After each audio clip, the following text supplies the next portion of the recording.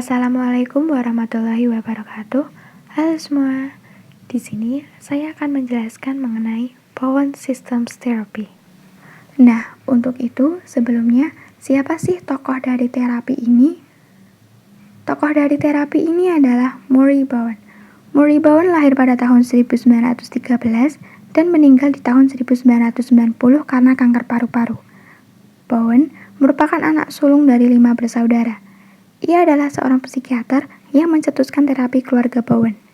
Menurutnya, terapi dan teori tidak dapat dipisahkan. Setelah kita mengenal tokoh dari terapi ini, selanjutnya, di dalam terapi ini terdapat istilah-istilah di dalamnya.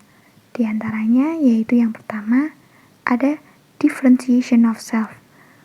Maksud dari istilah ini adalah kemampuan seseorang untuk membedakan diri antara intelektual dan emosional keluarga.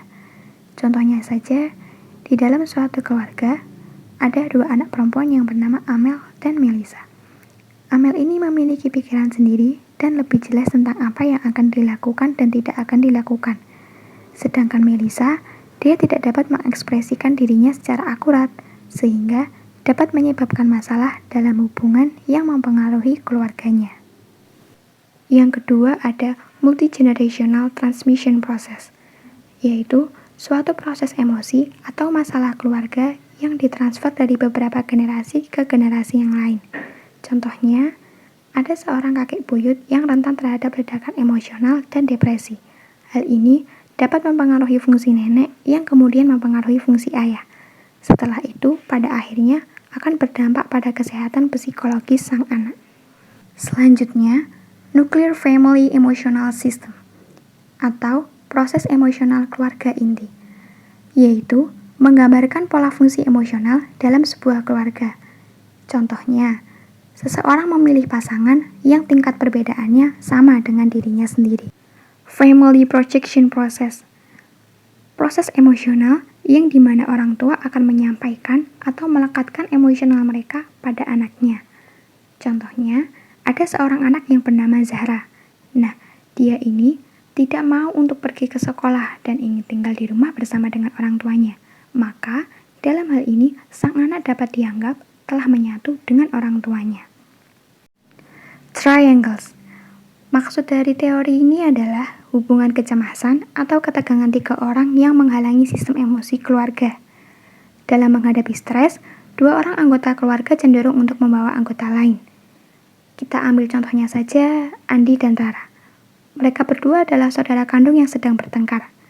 Lalu orang tua sebagai orang ketiga menjadi penengah pertengkaran mereka.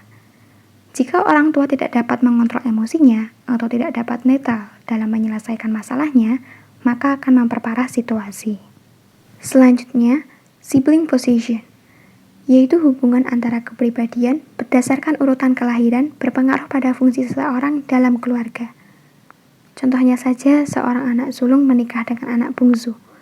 Anak sulung tersebut dia akan menjadi lebih besar tanggung jawabnya, seperti lebih cepat bertindak dalam masalah, mengambil keputusan dalam keluarga, dan yang lain sebagainya.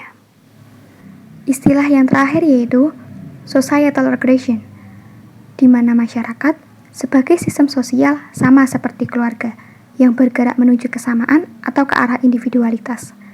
Contohnya saja masyarakat, ketika ada tekanan seperti pertumbuhan penduduk, kelaparan, dan sumber daya alam yang berkurang, mereka akan merasa khawatir. Nah, dari kekhawatiran ini, maka kemungkinan akan munculnya individualitas. Dari munculnya individualitas ini akan berpengaruh dalam kehidupan keluarga. Sekian penjelasan dari saya mengenai terapi Bowen. Semoga bermanfaat untuk kalian semua. Wassalamualaikum warahmatullahi wabarakatuh.